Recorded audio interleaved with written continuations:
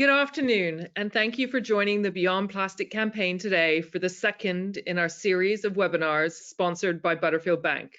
I'm Katie Berry, part of the Beyond Plastic campaign team, and I'm joined by colleagues Eric Hetzel from Bermuda Environmental Sustainability Task Force and McLean Smith, a fellow volunteer who will be presenting today. This is our second webinar of a four-part webinar series created in collaboration with the BEDC and sponsored by Butterfield Bank. The first webinar covered the problems with plastic and the health, environmental, and social effects that can arise from plastic exposure. A recording of this webinar is available on our Beyond Plastic YouTube channel and on the BEDC YouTube channel. In this webinar today, we will be diving into how you as an individual can reduce your single-use plastic using some local alternatives to plastic. If you have questions, please send them through in the questions chat. We will address these at the end of the presentation as we want to be able to help to move you away from single-use plastic. Eric, take it away. Okay, thank you very much, McLean. Yep. So I just want to explain who we are. So for those of you that were with us for the last webinar, you would have heard this, and we'll go quickly through this, but we are a collaborative group formed between KBB and BEST. We came together to focus on this one issue so that we can get the message out. So, and we are supporting the government's stated goal of reducing single-use plastics in Bermuda, and that will begin this year. The minister made a statement in the House just this week, as a matter of fact. McLean, next slide. So we have four main areas where we're focused on. One is innovation, and that means looking for new products and new ways to either for individuals and for businesses to work without single-use plastic. Change is difficult, but change also presents opportunities, and especially for business opportunities. So we have seen many new innovative ways come about in recent times, and we hope that you'll talk with us and we can talk to you about ways to innovate new businesses around this opportunity. The other area where we're focused on is education, and this webinar is an example of the outreach that we're doing. We've done other webinars, and we have a large public education campaign that started in February. Hopefully you may have heard our radio ads or seen our adverts on TV or social media. So that's part of our public education, and that's going to continue for at least a year and hopefully for two. The other thing we're doing is trying to inspire people by showing them what's possible so that they, as individuals and again as businesses, they grasp this opportunity to move beyond plastic. And as part of the last thing that we're doing is looking at legislation in other jurisdictions, because Bermuda is not doing this alone. Most countries now have some kind of single-use plastic legislation restrictions in place, and Bermuda again is about to embark on that same path. So there are better ways to do things sometimes, and so we're trying to look at the better ways and the best ways to move forward. But it is abundantly clear now that it is important that we do move forward on this, and people are supporting it. Next slide. So just to go back through a couple of quick stats, 50% of the plastic that is produced in the world is actually used for single-use purposes, and that means that it's going to stay in the consumer's hands for about, on average, 10 to 15 minutes at the most, and after that it just becomes litter. And some of that litter, about 2.5%, or garbage, it equates to a garbage truck a minute, winds up in our oceans, and you see the results of that plastic in the oceans washes up on our beaches. So everybody's familiar with that. And as a result, there's going to be more plastic in the ocean than fish. It's predicted by 2050. That's a hard thing to get your head around, but in your lifetime, you've probably seen an increase in plastic on the beach. And that plastic is also in the hedgerows and everywhere else. It's also in your body. A critical fact to know is that before 1950, certainly before the war, there really was no significant plastic. This is a recent habit that we've developed. Plastic was developed for all the right reasons, but unfortunately it's been misused. It's very durable, which is great, but because it's very durable, it hangs around a long time, basically forever, pretty much. So we need to move on. So next slide, please.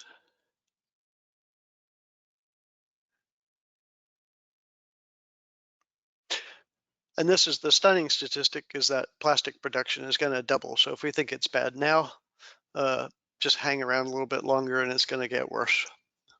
Next slide. And the key thing to remember is it doesn't go away. So right there's a picture of a coffee cup. That's the inside of what most people think is a paper coffee cup, but unfortunately inside that, most paper coffee cups is plastic.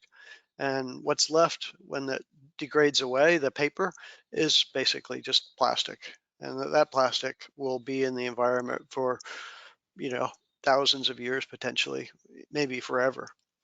Next slide. So again, most people are familiar with the plastic they see in the environment because it surrounds us. That has an impact on animals, fish, and the animals that live in the oceans. And now it's also been shown to actually be an air pollutant. So plastic is in the air we breathe, and that affects all living creatures as well, including you. The other issue is that it's a climate change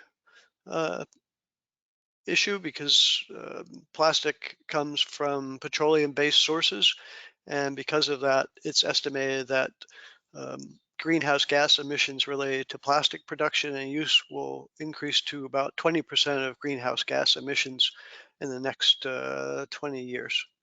So it's a huge climate change issue as well. It's also an economic impact because plastic is actually a subsidized industry, and it actually costs about 10 times more to actually deal with the plastic than the first cost of it. So it has huge economic costs. I mean, you're familiar obviously with the cost of picking up the trash and picking up the litter and things like that, but also it has an impact on your health, and that has a cost associated with it. So it has huge economic impacts. Part of that last point is that on the health impacts, if you live near a point of production or disposal or refinement, then you will be impacted to a greater extent. So if you live in, say, New Orleans or Louisiana, where there's huge petrochemical companies and plastic companies, if you live near one of those, you're going to be impacted to a greater extent. So that's a social justice issue because a lot of times those are marginalized communities. Also, the West collectively has been sending our waste plastic to poor countries in Asia and now in Africa. And that's a problem because they can't deal with our plastic. So it's a social justice issue as well. And lastly, it's human health. It's a huge human health issue. And again, I would encourage you to watch our first webinar to reacquaint yourself with the human health impacts. But almost every day, again today, we've seen 2 articles in the newspaper about human health impacts of plastic. Next slide. And at that point, I'm going to turn it over to McLean. Thank you. Thank you, Katie and Eric. So firstly, Bermuda is trying to move in the right direction with the single-use plastic elimination policy. This is just a brief timeline on when the first policy came out. So in 2018, the promise to eliminate plastic was first announced by Premier David Burt, and he stated that SUPs will be eliminated by 2022, so this year. And then in 2020, Bermuda took a huge setback as COVID-19 enforced that single-use plastics were more hygienic than bringing a reusable item into a store. In 2021, the government released a draft of the single-use plastic policy and opened it up to public consultation, where they received a lot of feedback from the community.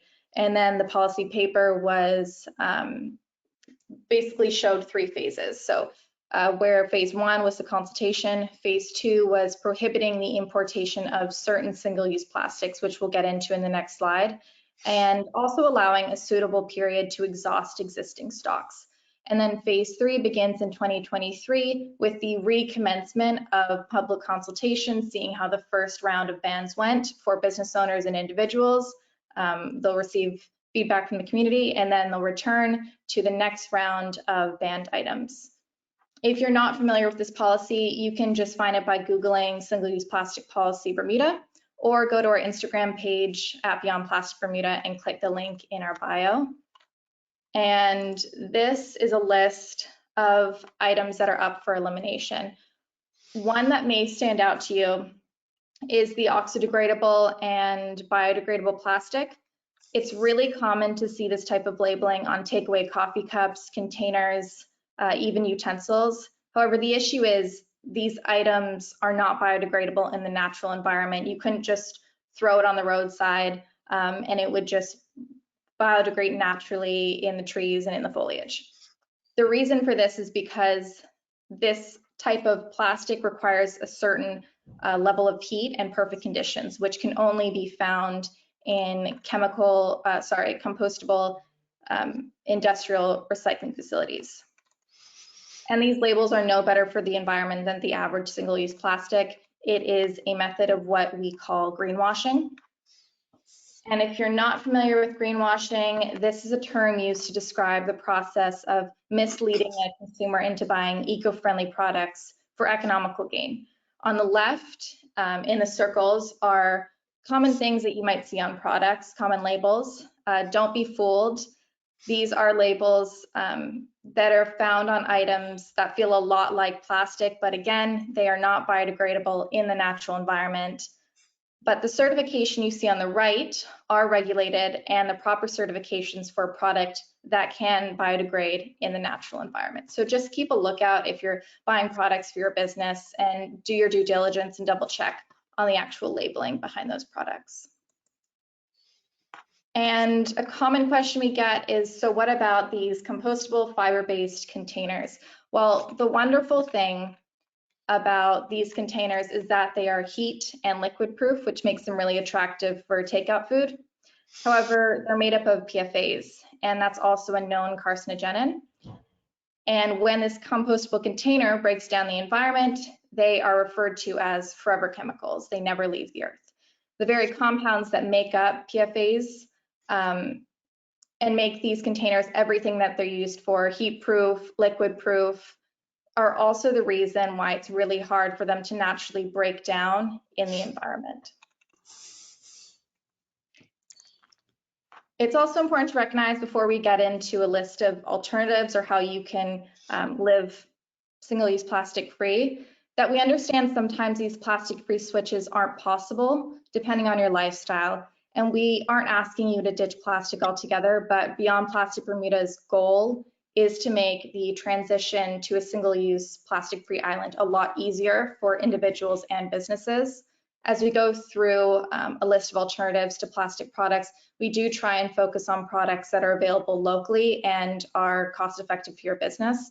So if you know someone that sells alternatives to plastic or has a plastic-free business model that they've been using for a while, the Beyond Plastic team is always looking for new products to recommend to consumers and to the public. So let's start off with some easy plastic-free alternatives to your everyday when you are out and about.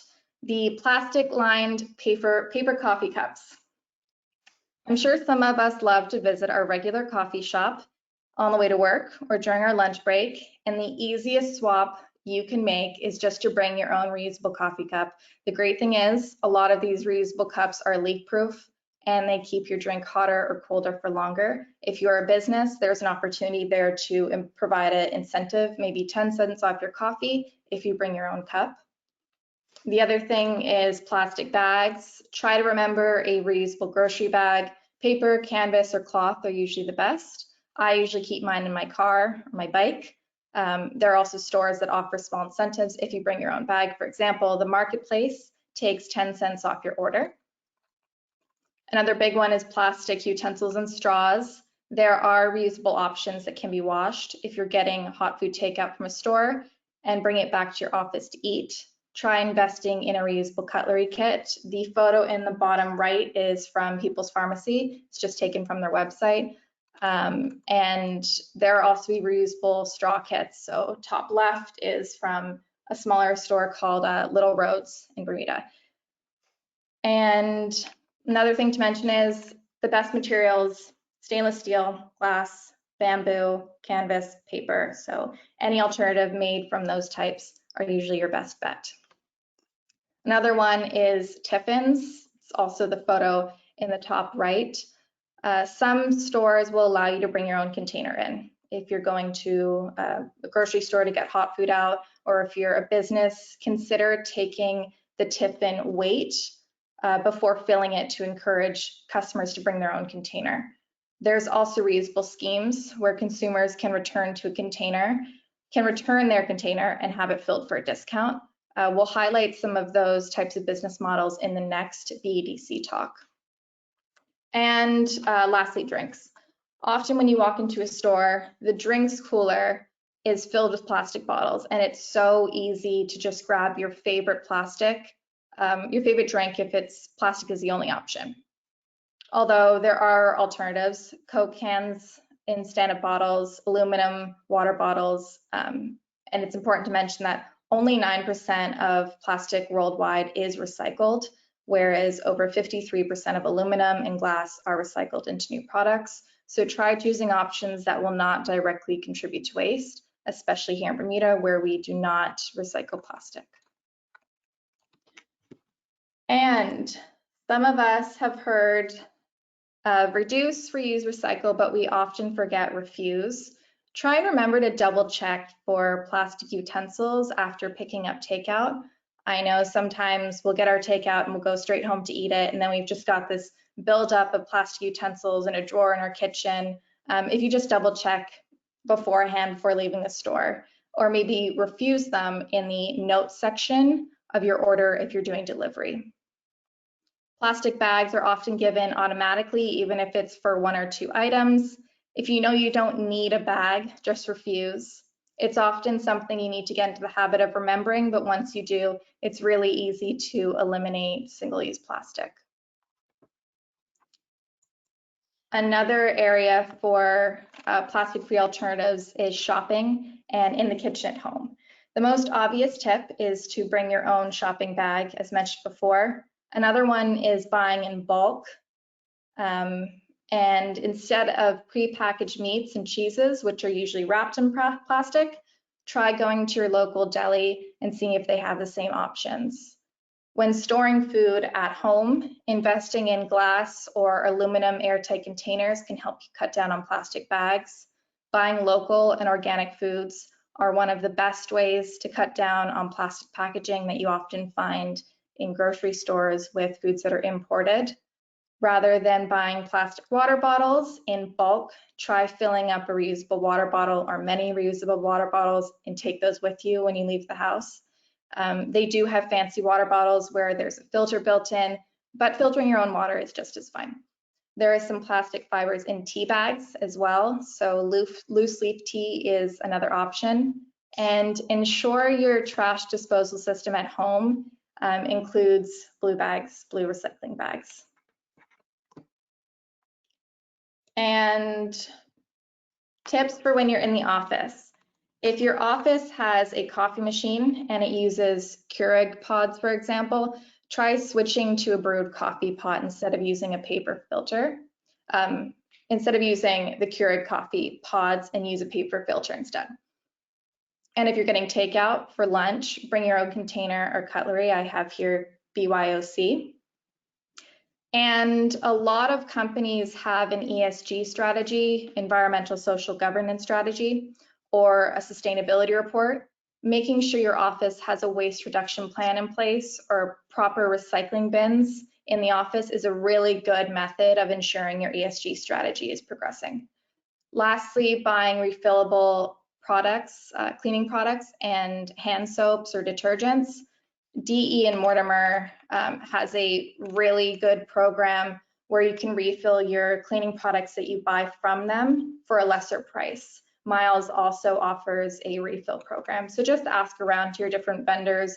Things change, and sometimes they start embracing new sustainable business models where this is also an option. The classic 3 words that we hear all the time: reduce, replace, and reuse. Reducing our use of single-use plastics through these tips we have provided is a great place to start. Start replacing those plastic items with alternatives and reuse those alternatives as often as you can to avoid any type of waste buildup. And after giving you all these tips and all this information, what can you do next? Well, change is consumer driven. So simply turning down a plastic bag at the grocery store, remembering to decline takeaway utensils, asking cafes if they can fill up your reusable coffee cups, or even picking the aluminum Coke can over a plastic bottle. These are all small changes that can lead to less consumption. Educate your friends on this topic. Businesses, our next BEDC talk will highlight from local and companies abroad that have embraced a single-use plastic-free business model, and try and integrate some of these individual practices and tips that we've mentioned in this webinar into your business model. Makes it a lot easier for the consumer, and eventually it will be a dual benefit for the both of you. We are happy to answer questions specific to businesses. We are also happy to continue these lunch and learns at other companies around Bermuda. Show your support for the single-use plastic elimination policy, share it on social media or write to news outlets. Also be ready to give feedback in the upcoming consultations after the first round of bans. If you know someone with sustainable alternatives on the island or new business models, introduce us so we can get their product out there and highlight what they're doing.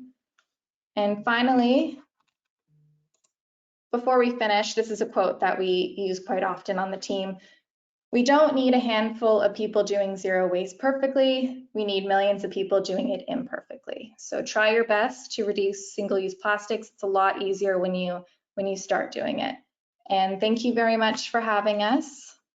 We welcome the floor to any questions. Please check out our social media pages to keep up with our campaign. Share what you like with your network and spread the news about our upcoming events using the hashtag SNTSUP, say no to single-use plastics.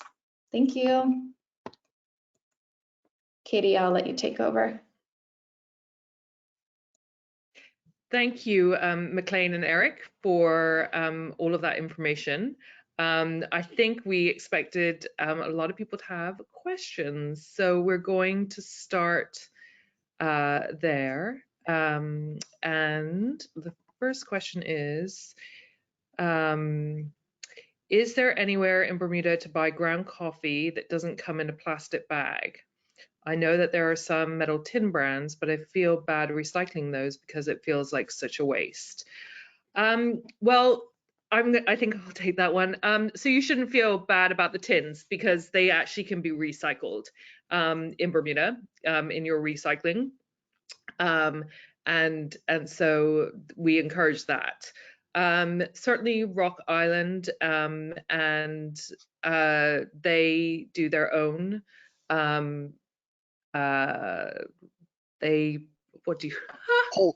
losing words. They roast their own, and I know that you can speak to them about using a reusable container. And I think Devil's Isle would probably be open to that as well because they roast their own. But as far as buying in the grocery stores, they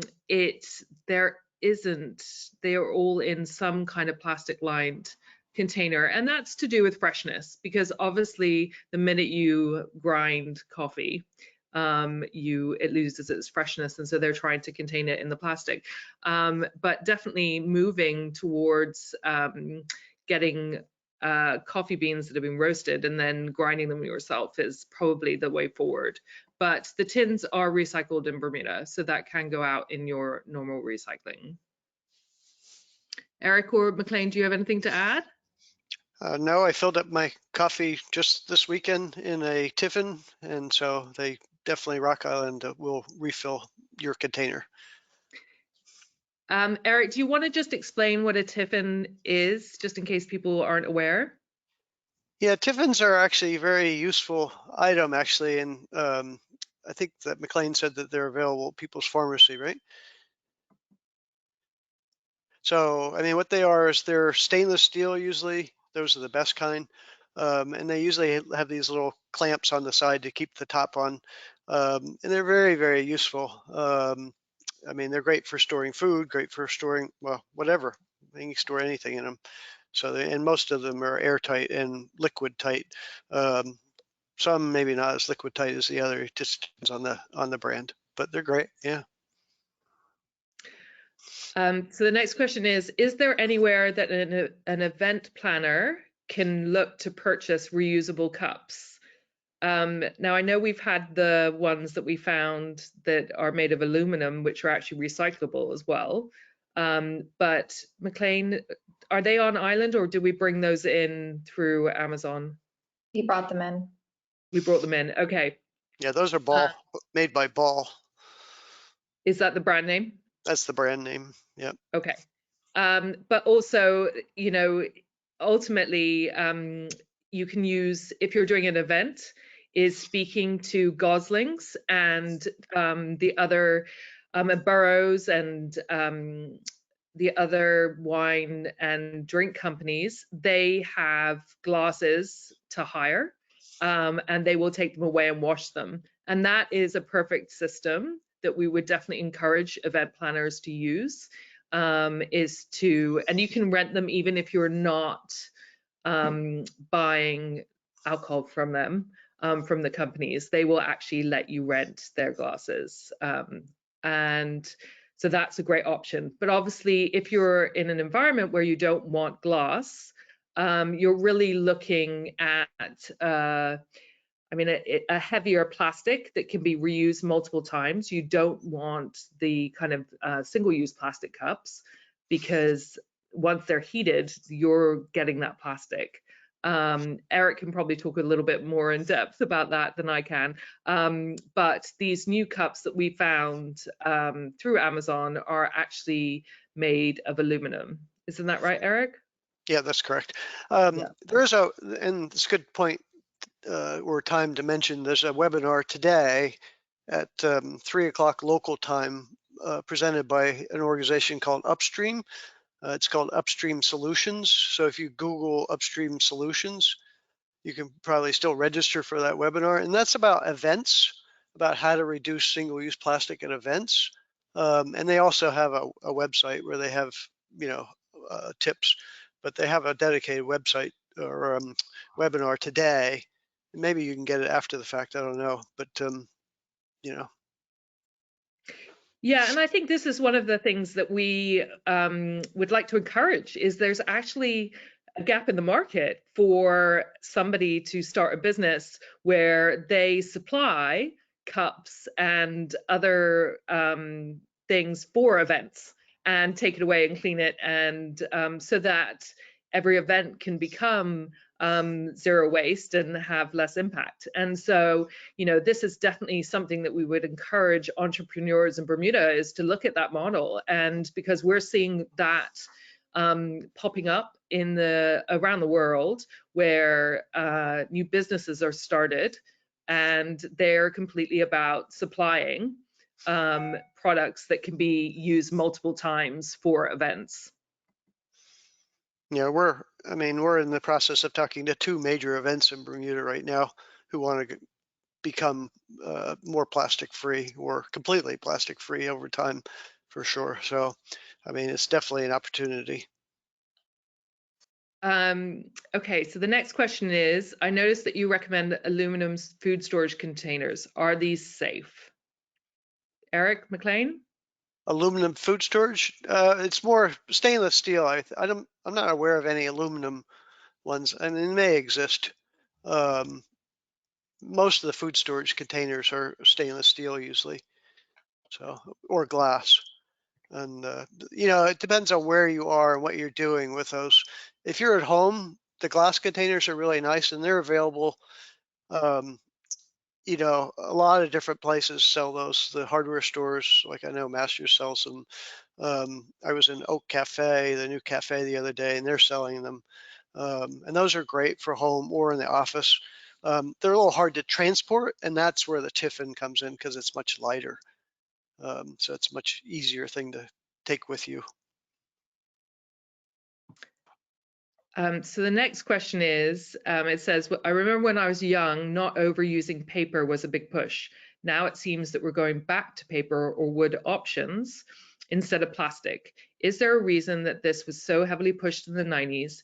And is there any foreseeable consequences to going back to paper and wood options? You know, one thing that kind of brings to mind is, you know, is the plastic industry, which is part of the petroleum industry, has been pushing plastic on us for a very long time, and it was portrayed as a better substance. We now know better, and certainly all the ocean plastic that's washing up on our beaches in Bermuda tells us that. But paper and wood, you know, we know a lot more than we did about that. We are certainly using, you think in an office environment, we use a lot less paper than we did previously, thanks to technology. So that's one thing to consider. We have sustainable forests and things, but you know what is, we need innovation and we need different business models, and certainly the reusable business model as opposed to single use, which the paper and the wood often is single use. It is better that we move to a more reusable model. I know that Eric probably has more to say on this subject, so I'm going to hand over to him. No, I think that's it in a nutshell. I mean, you're right. If we just simply move from a, you know, whatever the number is, 100,000 plastic containers to 100,000 paper containers, will we have achieved anything? I mean, we will have achieved something. Certainly it's healthier. It's, you know, it's better for the environment, but is it a perfect solution? No, not by any stretch of the imaginations. The perfect solution is reusables. So single use should only be really for at the last, you know, resort really. So we have to try to eliminate waste, period. I mean, that's part of our goal. So the question here is, can a link for the registration for the webinar Eric mentioned be sent? Yeah, maybe somebody, yeah, a little nervous about, we've had so many tech problems today going offline and going up. I think I'm pretty sure it's upstreamsolutions.org. If somebody can type that in and. I'll find it and put it in the chat, yeah. Yeah, okay. Thanks. Thank you, McLean. Welcome.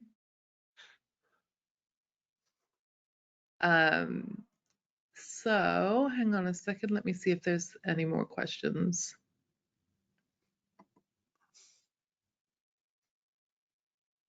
Are there ways that we can reuse containers? Sorry, I don't quite follow this. Hang on.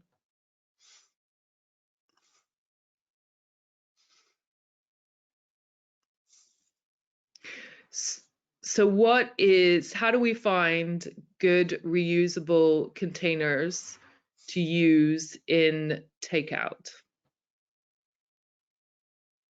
Is the question. I mean, there are providers of, I mean, again, Tiffins are very good. Glass will work, but it's heavier, so it depends on the circumstance. I mean, really, the other one that is being used, and again, you know, we're going to talk about this more in the next webinar, so I don't want to, you know, make you wait per se, but the other item, a lot of the businesses that we've seen are using reusable, washable polypropylene, which is plastic. So is it, again, perfect? No, but that polypropylene containers that they're using in these reusable schemes, it can be washed at least 400 times and, you know, usually more. So those are much, much better for the environment. And then hopefully at the end of their life cycle, they're disposed of or recycled. So, so polypropylene would be one substance, glass, and again, stainless steel would be the things that we would look to. And we'll give you examples of businesses using those in the next webinar. As an outside vendor, the greenware cups melt and are hard to store. Any advice or other companies? Eric, do you want to explain the issue there? Well, yeah, I'm not sure. I mean, I'm familiar with the company Greenware because we've looked at all the companies that claim to have you know, plastic free. I'd have to look at the actual product. And when you say they melt, I assume that's at high temperature. It's probably a cup that doesn't have, maybe that cup was designed for cold. There are cups, there is a lining called ISLA that is available, and there's a company, well, there's several companies using this lining now, and other linings that are not plastic in cups. And we're trying to find, we've spoken to the manufacturers. One is Colombier, and they are European, maybe the Netherlands, and they have cups that are lined with this ISLA coating, and those won't melt because we have them here. We've tested some cups and they work fine, you know, for coffee and soup and things like that. If you take a cup that has no lining, the problem is, yes, it will absorb water and oils and things like that. So they need some kind of linings, usually, you know, a non-plastic lining. I think, again, technology is moving very quickly. There is a type of plastic called PHA, not PLA. Don't be confused with it, because PLA is supposedly that's an industrially biodegradable plastic that you see a lot of. PLA is not suitable in our environment because we don't have an industrial composter. It's just plastic to us. But PHA, that's another one you're going to see more used in things coming in the future, I think. And that's a completely biodegradable, you know, type of compound. But this other one is also these ISLA, and there's a few other ones as well. You're going to see more and more of these types of cups. Unfortunately, we may have to develop sources in the UK, frankly, and Europe, because the US is a petroleum nation, right? They make and they sell petroleum. They want to sell more petroleum and more plastic. So they're conflicted to some extent. On one hand, they're recommending, or certain organizations in the US are recommending, to give up plastic, but at the same time, they have a huge industry lobby in the petrochemical industry that's lobbying, you know, against that. So there's more products coming out of Europe, frankly. And although, having said that, again, some of the wholesalers, I know Mortimer has talked and brought in supplies from an American company in Virginia, located in Virginia, and those are completely plastic free. Medical House, I know, has some containers. It's a line called Vanguard that they carry, Eco Products line, and that's plastic free. So again, but it's some of those, you have to look at the individual containers and see, are they coated with something else, or are they uncoated? If they're not coated, they're probably not going to hold hot stuff. You have to find something that's lined with a non-plastic lining. But they're they're coming, and it's becoming more and more prevalent. I mean, hot stuff is the tricky bit. Much more difficult than a cold substance, a sandwich box or sushi container or something like that that's not wet. Sorry, is that answer No, all? no, no, that's perfect. And the thing that I would like to say is that we, meaning Eric, will review any products that you might use to help understand if it's plastic or if it's not. Eric's done a lot of research over years of time, and he can look at a product and deduce whether it's being greenwashed or not. I'm starting to learn, but I'm nowhere near where he is. And so if you have a question or you have a product that you think might work, send it to us, email it to us, and the team at Beyond Plastic can review it and give you feedback on it, because there is a lot of greenwashing that's going on out there. And so we are here to help kind of navigate that, because it is tricky. And certainly the thing that we really want to encourage in Bermuda is the reusable model, because ultimately, if you have something, I've just noticed that it says asking for Ashley's lemonade stand. And obviously, the containers of lemonade is how they make money. And so providing some kind of maybe a reusable container that is branded with Ashley's lemonade, and then when a person brings it back, they get a discount of some, in order to incentivize people to be more thoughtful, to use their own reusable lemonade or smoothie containers. And certainly I know with my kids, they love nothing more than a milkshake from Buzz 24 Hour Esso. And so they have their reusable smoothie cups or milkshake cups in their backpacks, and they can pull it out and go in and use them there. And so part of it is it's encouraging the individuals, encouraging everybody in Bermuda to think about using reusable containers. And that should hopefully benefit everybody, because there is a reduced cost to the business, because they're not having to buy cups. And it is a cup that, because it's a reusable cup, hopefully you will keep it and it won't end up in the environment or in the incinerator, and it'll be used time and time again. So we're definitely trying to encourage businesses to incentivize individuals to use reusable containers. Well, the other good thing about that is, I mean, you've touched on a good point, is that this is good business. So if the customer has a branded cup, they're more likely to come back to you to have it refilled, or a branded food container. So they're going to come back to you to refill that container. So that's good.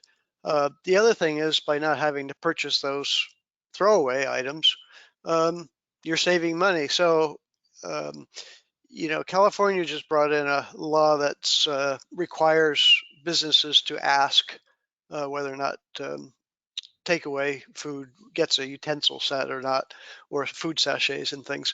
And in studies they did, they found, and I'm always dangerous to quote numbers from memory, but I'm going to say it's between like $5,000 and $7,000 a year these businesses on average saved by not including utensils.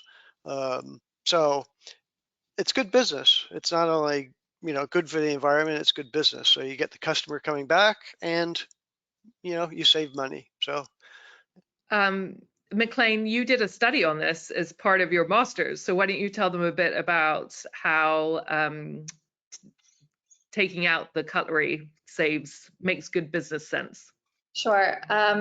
So there was actually a local restaurant here that decided they would put on Sargasso an opt-in program for their customers. So essentially, if you go to this restaurant, delivery via Sargasso, you go on their website, you pick your food out, and then you get to the checkout, and they ask you if you want utensils or what types of condiments you want.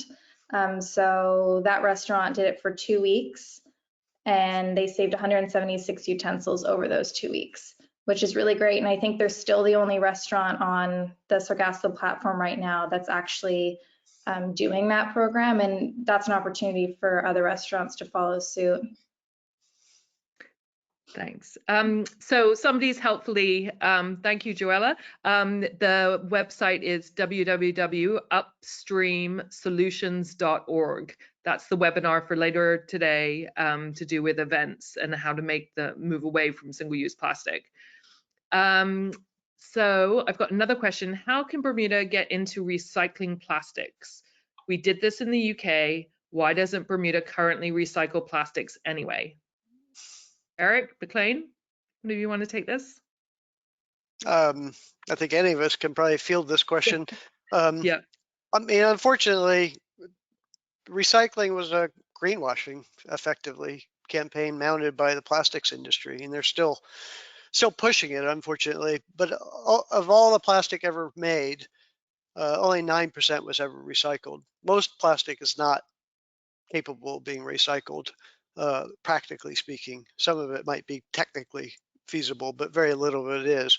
The only one that has any chance really of being recycled is PET plastic, which is, think of a plastic water bottle. And even those can only be recycled 3 times. And after that, it has to be either downcycled or disposed of. And by downcycling, I mean turned into furniture or wood or something like that, plastic wood. So recycling is a myth, unfortunately. And it's widely acknowledged now that the plastics crisis, we cannot recycle our way out of this. We just make far too much single-use plastic. It might be applicable to multi-use plastic because we still, 50% of the plastic, even if we got rid of all the single-use, there'd still be 50%, that's makes up cars and airplanes and refrigerators and all the other hard goods that we have that have plastic in them. So there's a lot of plastic that still can, we still need to recycle, and it might be applicable for that, but not single use. Unfortunately, it's just not a way for us to move forward. And in the single use category, again, the big issue is health. I'd encourage you to go back and look at our first webinar. Anything that's in food contact has huge health implications. So there's another article in the Guardian today about health implications of plastic. It's just every day there's another health story. Yeah, and I think you're going to see plastic recycling in other countries disappear. I think it was a solution that was put forward to reduce landfill, and it's been proven that the recycling of plastic is not a very effective solution.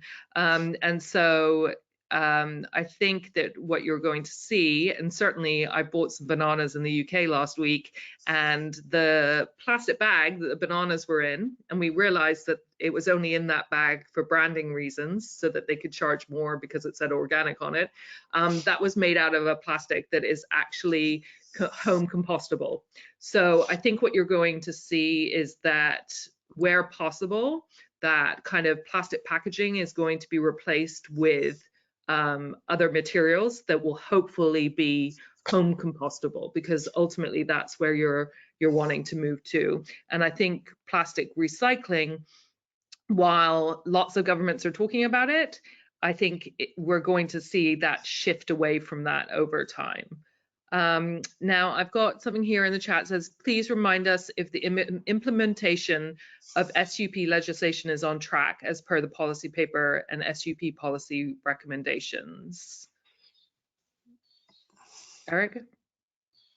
Well, the minister spoke in the House Thursday, so he spoke Monday, was it, or last week, the end of the week, Thursday or Friday, he spoke in the House. And what he did is he announced the results of the public consultation, which was very detailed analysis showing that most people support the legislation. He spoke broadly about, supporting business and supporting the environment and trying to balance the issues. There was pretty good summaries in the newspaper, so you go back and Google that, you'll see what was said. But I mean, it looks like it will be implemented in some form in this year. It'll most likely be staged. I mean, certainly we would recommend it be staged because it takes a lot of adjustment. So I think that you'll see the low-hanging fruits, the easy things to give up will be done away with, restricted first. And then over time, they'll move to the more difficult things. But it seems to be on track. I mean, that's all we can say. I mean, yeah, I think in our correspondence this week with the government is the legislation is being drafted at the moment. And so you would have expected it to be that they're pushing hard to bring it in on time.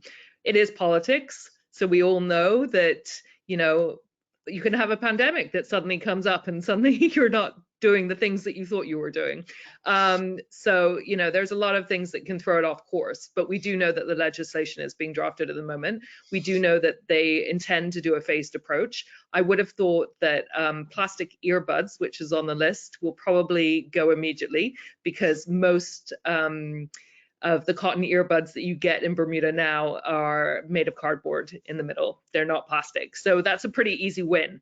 Obviously, there are things that we know our business models are very dependent on. Styrofoam.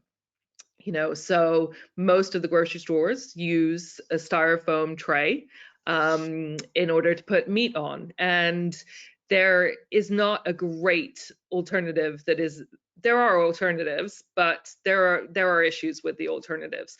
And so we expect that to be a phased approach, and it might be that legislation comes into effect with that item in 18 months' time. And we know that the government plans to revisit things continuously. I think they're sort of judging it a little bit like the legislation that they have about you can't import carrots at certain times of the year and things like that, is they want to be responsive. They don't want to penalize people. If you cannot get an alternative, then there has to be flex within the legislation to take care of that. Certainly, I would have thought that the legislation will be in the books, this year, as is said, but the nuances will be as to the items and when they come into effect within that legislation. Wouldn't you say, Eric? yeah, no, I think I agree. Yeah. I just want to go back to that before you move to the next question, to go back to that recycling question again, because that touches on that social justice issue as well, that even the recycling, so people in Canada, the US were dutifully for, I don't know, whatever, 10, 15, 20 years, putting their recycling plastic in all these different containers, but they never knew that most of that plastic was actually just bundled up and shipped to Indonesia and China, and where it went into open landfills. So now that people know that, people are pretty upset. And, and now because the Asian countries have started to say no, that the Western countries can't ship their garbage effectively to them any longer, the Western countries are trying to ship it to Africa, and the African countries to some extent are fighting back, but actually they're being pressured to actually accept Western, shipments of plastic. So, that's part of the social justice issues around plastic. Sorry. So the next question is, how can grocery stores be encouraged to utilize reusable options and refills? If I take containers to the grocery shops, there's not much that can be used for besides fruit and produce. Well, so one of the things that is definitely a problem with our grocery stores is space. They are restricted by the space that they have, and some have very limited space. There isn't room to grow, which in a different country you might have a different you might be able to just expand and take on the kind of bulk container reusable options, refills type thing. Certainly, we think that there is an opportunity in Bermuda to offer the public a bulk buying option, but it would probably have to be outside of the existing grocery stores. And so we hope that is something that people are looking at, and because certainly we think that is something that is going to, that individuals want. and over time, I think it's also going to change as well, even within the grocery stores. But as far as like buying in bulk, it's hard for the grocery stores to really embrace that model within their small footprints. McLean or Eric, do you have something to add to that? I'd say there's definitely an opportunity for somebody to open a bulk buying store. They have it in Canada, Bulk Barn, I'm sure many others. And I'm surprised somebody hasn't here already, but it's a perfect opportunity to lessen plastic use, have people come in and buy things in bulk that aren't already packaged in large plastic containers, because even when you are buying in bulk, they're either individually packaged water bottles or a large Cheetos container that's all plastic. So things like that. I'm sure somebody will come up with something in the future, but there's a grocery store waiting for it to happen on the South Shore. Yeah, and it's really that kind of innovation that we're looking for. We're trying to foster and encourage in Bermuda, is for people to rethink the models. And certainly, you know, we see that like Miles has reusable detergents, and Mortimer's has a program as well. But we do understand that the grocery stores are very limited by the size of their footprint. So it's hard to add in, you know, being able to have here there's I've recently been in the States, and you know, you'll go into some of the grocery stores and you'll be able to have your container and fill it with rice or, you know, other dry goods. It's hard to know how to squeeze that into our grocery stores at the moment.